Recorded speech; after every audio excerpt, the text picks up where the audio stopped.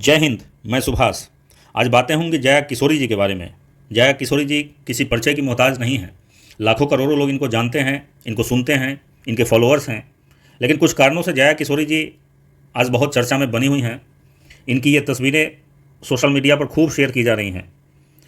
तो जानने की कोशिश करेंगे कि जिन कारणों से इनकी आज चर्चा हो रही है, चर्चा में ये बनी हुई हैं, उस पर एक आम आदमी क्या सोचता है। यानी एक आम आदमी के नज़रिए को आपके समक्ष रखने की कोशिश करूँगा।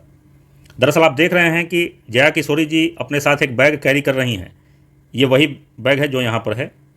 इस बैग को बनाने वाली कंपनी का नाम है क्रिस्टियन डियोर। ये एक फ्रांस की कंपनी है। कंपनी की वेबसाइट के मुताबिक इस बैग की कीमत 2,10,343 रुपये 48 पैसे है। यानी काफ़ी ये महंगा बैग है। ये तो हुई पहली बात। और दूसरी बात कि इस बैग को बनाने में गोवंश के चमड़ी का इस्तेमाल किया जाता है। तो ये दो कारण हैं कि जया किशोरी जी चर्चा में बनी हुई हैं। क्योंकि जया किशोरी जी अपने कथा पंडाल में कथावाचिका हैं, कथावाचन का काम करती हैं। तो लोगों से ये नैतिकता का पालन करने की बात करती हैं। लोगों से कहती हैं कि मोह माया से दूर रहना चाहिए, भौतिकतावाद से दूर रहना चाहिए, विलासिता से दूर रहना चाहिए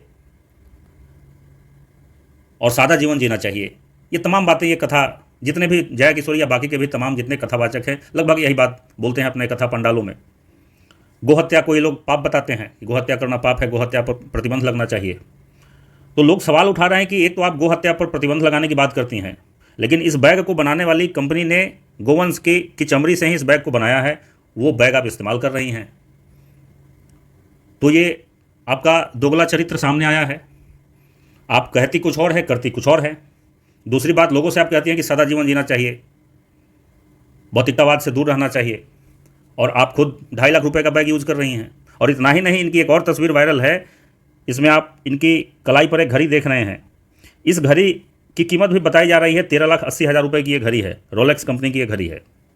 तो बताइए, जो कथा वाचन का काम करती हैं, 13 लाख 14 लाख की घड़ी पहन रही हैं, 2.5 लाख का बैग यूज़ कर रही हैं, और ये तो सामान है जो कुछ पब्लिक में लेकर के ये बाहर आ रही हैं, तो इनका दाम उजागर हुआ है। ये अपने प्राइवेट स्पेस में तो न जाने और क्या क्या यूज़ करती होंगी। तो सवाल है कि आप कहती कुछ और है, करती कुछ और हैं, तो लोग क्यों आपको माने, क्यों आपको सुने। भले ही आपने अपने डिफेंस में एएनआई को जो आपने इंटरव्यू दिया है उसमें आपने कहा है कि मैं कोई साध्वी नहीं हूँ, मैंने कभी नहीं कहा कि मोह माया से दूर रहना है। अरे मैडम, अब ये बात बोलना अपने डिफेंस में बहुत आसान है, क्योंकि अब आप उसी कथावाचन से, उसी साध्वी की भूमिका में रह करके, और आप एक सेलिब्रिटी बन चुकी हैं। आपका स्तर बहुत ऊपर उठ चुका है। अब आपको पता है कि अगर लोग उस भूमिका में आपको नहीं भी स्वीकार करेंगे तो आपका इससे कुछ बनने बिगड़ने वाला नहीं है, क्योंकि अब आप एक मुकाम हासिल कर चुकी हैं। अब आप कुछ भी बोलेंगी, लोग उसको सुनेंगे ही। लेकिन आप पिछले 20-22 सालों से ये काम करके आज यहाँ तक पहुँची हैं। 7-8 सालों से बताया जा रहा है कि आप कथावाचन का काम कर रही हैं। तो लोग आपको साध्वी के रूप में ही जानते हैं, समझते हैं और देखते हैं, और आपको सुनते आए हैं। आज आप भले ही इस बात से मुकर जाइए। ये बहुत आसान बात है कि जिस काम ने आपको प्रसिद्धि दिलाई, जिस काम ने आपको सुख सुविधा की तमाम चीज़ें दिलाई, आज आप उससे पलायन कर रहे हैं, उस भूमिका से। तो ये भी आपके पलायनवादी सोच को दिखाता है कि जब आप किसी कारण से लोग आपको ट्रोल करना शुरू करते हैं तो आप कहती हैं कि मैं साध्वी नहीं हूँ, जबकि आप कृष्ण की भक्ति लोगों को सिखाती हैं, आप भगवत गीता की बात करती हैं। तो उसी भगवत गीता की एक महत्वपूर्ण बात यह भी है, भगवान कृष्ण जब अर्जुन को ज्ञान दे रहे हैं, उपदेश दे रहे हैं, तो कृष्ण ने कहा कि मोह माया से दूर रहना है। आप ठीक है, आप साध्वी नहीं अपने आप को बताती हैं, लेकिन आप भगवत गीता का पाठ तो करती हैं ना। तो भगवत गीता को तो आप मान लीजिए पूरी तरीके से। भगवत गीता को भी आप नहीं मान रही हैं। भगवत गीता में कृष्ण कह रहे हैं मोह माया से दूर रहने के लिए। आप कहाँ मोह माया से दूर हैं।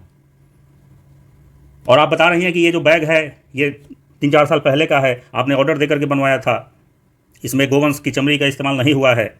लेकिन आपकी बातों में ही विरोधाभास दिख रहा था। एक तो आप कह रहे हैं कि ऑर्डर दे करके आपने बनवाया है, इसमें गोवंश की चमड़ी नहीं है, और उसी वीडियो में आप कह रही हैं कि दरअसल ये बैग 3-4 साल पहले का है, मुझे तो पता भी नहीं था तब कि आप सामान, कोई प्रोडक्ट खरीदते समय आप थोड़ी देखते हैं कि किस चीज़ से बना हुआ है। यानी इस बात की संभावना है कि ये बैग चमड़ी वाला ही है। तो आपकी बातों में ही विरोधाभास दिख रहा है। दूसरी बात कि आप गीता को तो मान लीजिए। गीता में एक और भी कहा गया है, एक और बात भी महत्वपूर्ण है गीता का, कि मन पर नियंत्रण होना चाहिए। आपके मन पर भी नियंत्रण नहीं है। आप इस वीडियो में बता रहे हैं कि कोई चीज़ आपको दिख जाती है, पसंद आ जाती है, तो आप उसको लेकर के ही छोड़ती हैं। यानी आपका मन भी बहुत चंचल है, मन पर आपको नियंत्रण नहीं है। और इसीलिए आप कह रही हैं कि आप अपना परिवार भी बसाएंगे, गृहस्थ जीवन भी जिएंगे, मन पर नियंत्रण नहीं है।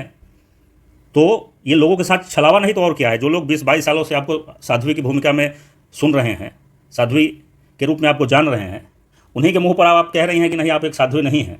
लोग आज के बाद आपको क्यों सुने? और फिर आप में और फिल्म इंडस्ट्री की एक मॉडल में क्या अंतर है? और एक बात जान लीजिए कि 7-8 सालों से आप कथा कर रही हैं, 7-8 सालों में इतनी जानकारी और इतना ज्ञान किसी को नहीं हो जाता है कि वो कथा पंडाल में आकर के कथा करे और लोग उसको सुन ले। बात आस्था की थी, लोगों को भरोसा था। आस्था के नाम पर लोग कुछ भी मान लेते हैं अपने यहाँ भारत में। और वो लोगों की आस्था थी कि 7-8 साल की लड़की को लोगों ने सुन लिया। नहीं तो आज के डेट में भी आपसे ज़्यादा पढ़ी लिखी महिलाएं हैं इस देश में, जिनको 10 लोग सुनने वाले नहीं हैं। आप इस भूमिका से हट जाइए, कथा वाचन की भूमिका से, आपको 100 लोग सुनने वाले नहीं होंगे, मैं दावे के साथ कह रहा हूँ। आप अपने आप को एक मॉडल के रूप में पेश कर रही हैं ना जया किशोरी जी, मॉडल वाली ही इज्जत मिलेगी आपको। ये जो अभी आपको इज्जत मिल रही है, ये साध्वी होने के कारण मिल रही है। आप अपने आप को एक मॉडल के रूप में पेश करना चाह रही हैं, मोटिवेशनल स्पीकर के रूप में पेश करना चाह रहे हैं। बहुत सारे मोटिवेशनल स्पीकर आप शरीके हैं इस देश में, जिनके पास आपसे ज़्यादा नॉलेज है। आखिर 9-10 साल की लड़की ने इतना क्या पढ़ लिया होगा जो आपके भीतर इतनी हिम्मत आ गई कि आप कथा वाचन करने लगी? ये लोगों का धर्म के नाम पर अंधविश्वास कहिए या जो कहिए कि लोग आपको सुनने लगे। आज आप उसी भूमिका से मुकर रही हैं। गीता में यह भी कहा गया है ना कि इंद्रियों पर नियंत्रण होना चाहिए। आप तो कह रहे हैं कि मैं साध्वी नहीं हूँ, मैं शादी ब्याह भी करूँगी, मैं परिवार बसाऊँगी, मेरे पास दोस्त भी है, मैं छुट्टियों पर घूमने भी जाती हूँ। तो ये सब बता रहा है कि ना तो आपके मन पर नियंत्रण है, ना आपको अपने इंद्रियों पर नियंत्रण है, ना आप मोह माया से दूर हैं। ये आपके मन की चंचलता को बताता है ये सब आपका जो बयान है। आप लोग खुद इनकी ये तस्वीरें देखिए और बताइए कि आप लोग इस पर क्या सोचते हैं। इनको कथावाचक कहा जाए या क्या कहा जाए, ज़रा कमेंट करके आप लोग बताइए कि आप लोग क्या सोचते हैं इसके बारे में। ये तमाम तस्वीरें आप लोग देखिए और बताइए कि इनको क्या कहा जाए आज के बाद। इन तमाम तस्वीरों को देखने के बाद इनके लिए सही नाम क्या इनका रखा जाए, एक मॉडल या कथावाचक। खूरपेश नामक ट्विटर हैंडल ने आपके बारे में बहुत अच्छी बातें लिखी है, मैं पढ़ के सुनाता हूँ आप लोगों को। खूरपेश नाम का एक्स हैंडल लिख रहा है, इनका नाम जया किशोरी है, आप भी तथाकथित कथावाचक हैं। इसके अलावा कुछ दिन पहले ही आप फेमिनिस्ट भी बनी हैं, स्पिरिचुअल और मोटिवेशनल स्पीकर भी हैं, हेल्थ टिप्स भी देती हैं। कुल मिलाकर जो भी ट्रेंडिंग टॉपिक है उस पर आप बोलती हैं।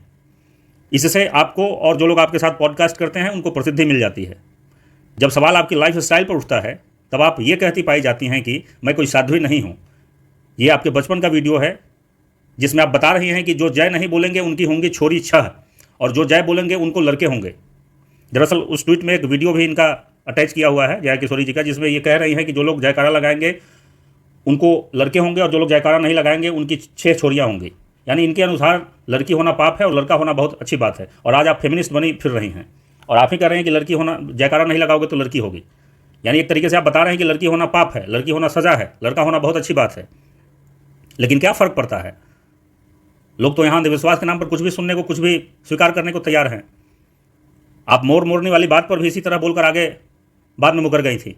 आपने एक बार कहा था कि मोर मोरनी ब्रह्मचारी होते हैं और मोर का आंसू पी करके मोरनी गर्भ धारण करती हैं, जबकि ये बात एकदम अवैज्ञानिक, अतार्किक थी, एकदम गलत बात थी।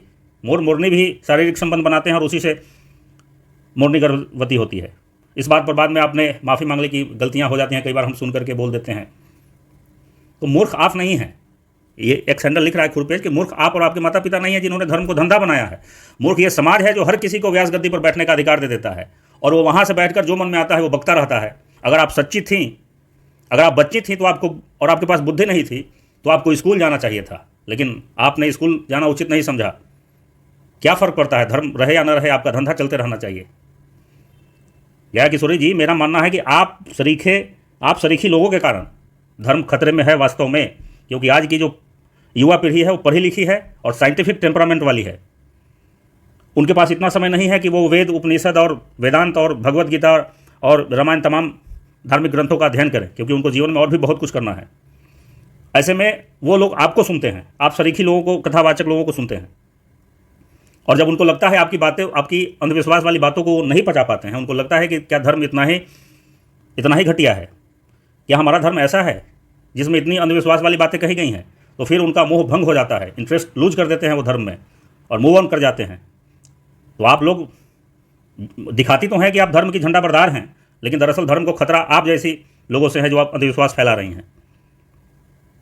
जया किशोरी, आप लोगों से कहती हैं कि भौतिकतावादी मत बनो, जैसा कि मैंने कहा, सदा जीवन जीना सीखो, लेकिन आपका खुद का जीवन कैसा है? एकदम विलासितापूर्ण जीवन जी रही हैं आप। आप भगवान का नाम लेने के लिए 9 से 10 लाख रुपए बताया जा रहा है कि चार्ज करती हैं। क्या ज़रूरत है इतने पैसों की? मैं मानता हूं कि आपका समय इसी काम में जाता है, तो जीवन जीने के लिए कुछ धन की आवश्यकता होती है, लेकिन 2 रोटी खाने के लिए और 2 जोड़ी कपड़े के लिए और एक रहने के लिए मकान, आने जाने के लिए कहीं वाहन चाहिए, इसके लिए कितने पैसों की ज़रूरत है? लेकिन आप तो 9 से 10 लाख रुपये चार्ज करती हैं। क्या भगवान का नाम लेने के लिए इतना चार्ज करना सही है? ये भौतिकतावाद नहीं है, ये विलासता नहीं है, ये मोह माया नहीं है। आप जो कलाई पर रोलेक्स की घड़ी बांध के घूम रही हैं, 100 रुपये की घड़ी में भी उतना ही समय दिखाएगा। 14 लाख की घड़ी बांध के आप घूम रही हैं, ये भौतिकतावाद नहीं है। और विवाद बढ़ने पर बहुत आसान है ये कह देना कि मैं साध्वी नहीं हूँ, मैं तो एक आम लड़की हूँ। दरअसल ये धूर्तता की पराकाष्ठा है।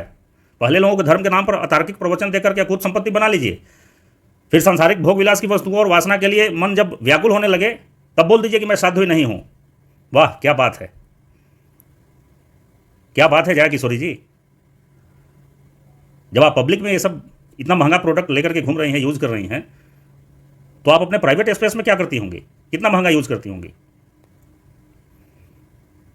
और गाय की चमड़ी निकालने का जो तरीका होता है, जो बैग बनाने वाली कंपनी है, जैसा कि मुझे कहीं से जानने को मिला कि गर्म पानी में उनको जिंदा उबाला जाता है ताकि चमड़ी अच्छे से निकल सके, और वो प्रोडक्ट आप यूज़ कर रही हैं।